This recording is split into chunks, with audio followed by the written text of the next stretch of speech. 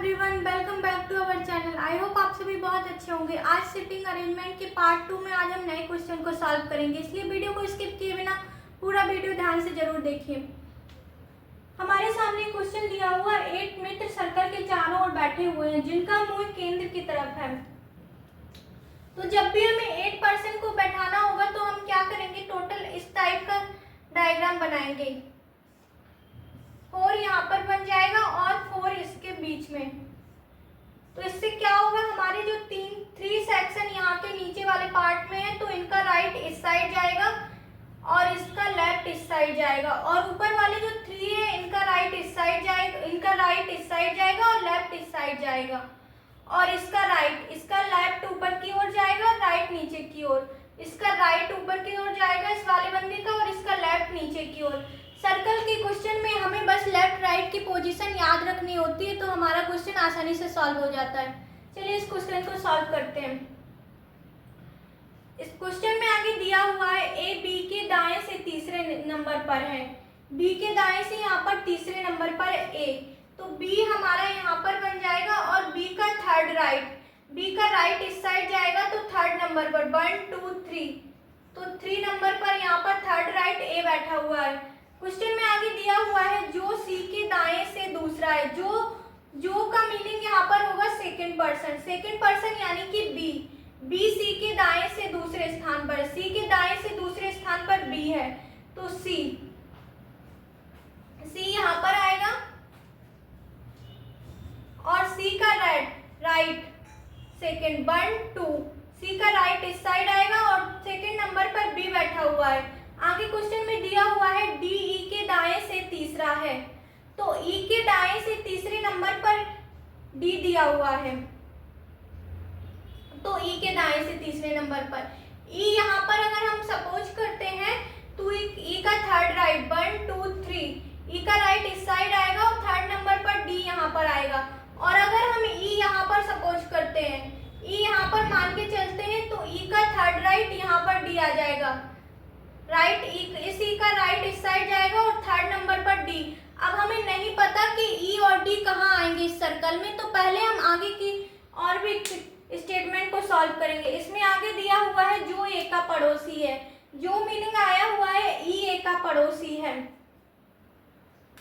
अगर ई ए का पड़ोसी है तो इस वाले ई ए का पड़ोसी है, यहाँ पर ई ए का पड़ोसी है, जी एफ के बाएं से तीसरा है, तो एफ का बायां अगर इस यहाँ पर पहले दिया हुआ था ई ए का पड़ोसी है तो इस वाले ई का पड़ोसी यहाँ पर कनेक्ट हो गया है और इस ई का थर्ड राइट यहाँ पर डी कनेक्ट हो गया है, तो हम यहाँ पर देख सकते हैं कि ई और डी कनेक्ट हो चुके हैं, तो यहाँ पर हम ई और डी को अब सपोज नहीं करेंगे। इससे ई का थर्ड राइट यहाँ पर वो डी भी बन चुका है और ई ए का पड़ोसी भी बन चुका है, और एफ के बाएं से तीसरा जी दिया हुआ है, तो एफ यहाँ पर हम सपोज करते हैं। अगर हम एफ यहाँ पर सपोज करते हैं तो एफ के बाएं से तीसरे नंबर पर एफ का लेफ्ट इस साइड आएगा 1 2 3, तीसरे नंबर पर जी आ जाएगा, और अगर हम यहाँ पर एफ सपोज करते तो एफ का थर्ड राइट यहाँ पर जी आता।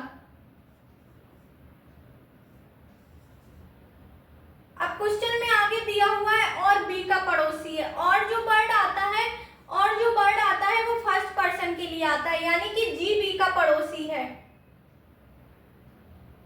जी बी का पड़ोसी है। अगर जी बी का पड़ोसी है तो जी यहीं पर कनेक्ट होगा और बी यहाँ पर तो पहले से ही कनेक्ट है, तो जी यहाँ पर कनेक्ट होगा, तो इस एफ का थर्ड राइट जी यहाँ पर आएगा, तो यहाँ पर हम जी नहीं लेंगे।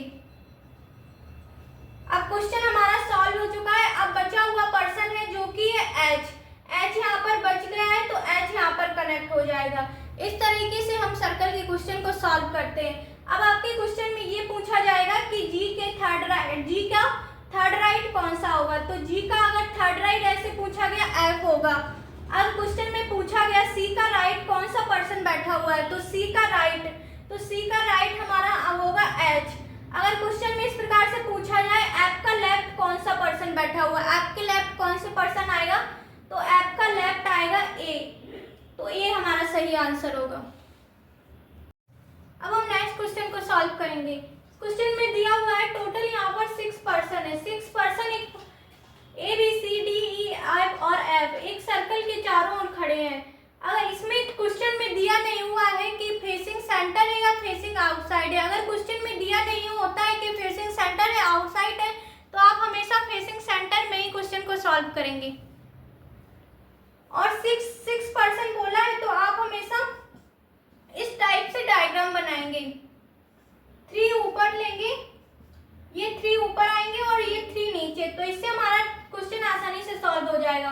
क्वेश्चन में दिया हुआ है बी डी और सी के बीच में है, तो बी यहाँ पर आ जाएगा और डी यहाँ पर और सी यहाँ पर। अब यहाँ पर भी डी आ सकता है और यहाँ पर सी आ सकता है। अब हमें नहीं पता कि यहाँ पर डी आएगा या सी आएगा, यहाँ पर सी आएगा या डी आएगा, दोनों में से कोई एक आ सकता है। हम क्वेश्चन को आगे सॉल्व करेंगे तो पता चलेगा। आगे दिया हुआ है ए ई और सी के बीच में है। अभी हमें ए और ई और सी के बारे में कुछ नहीं पता है, तो अभी हम इस स्टेटमेंट को छोड़ देंगे।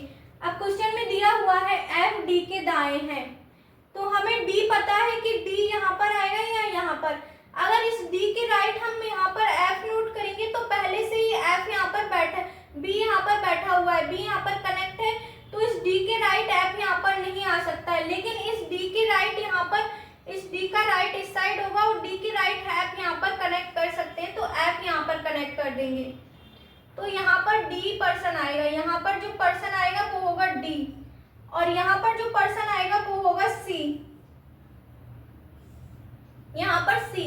इस तरह से बी डी और सी के बीच में कनेक्ट हो जाएगा। अब क्वेश्चन में आगे दिया हुआ है, हमने ये वाली लाइन छोड़ दी थी, ए ई और सी के बीच में है।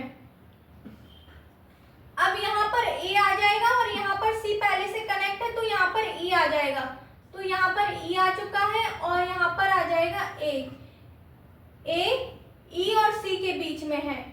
अब क्वेश्चन में पूछा गया है ए और एफ के बीच में कौन सा पर्सन बैठा हुआ है, तो ए यहाँ पर है, एफ यहाँ पर है। ए और एफ के बीच में जो पर्सन है वो है ई, तो ई हमारा सही आंसर होगा।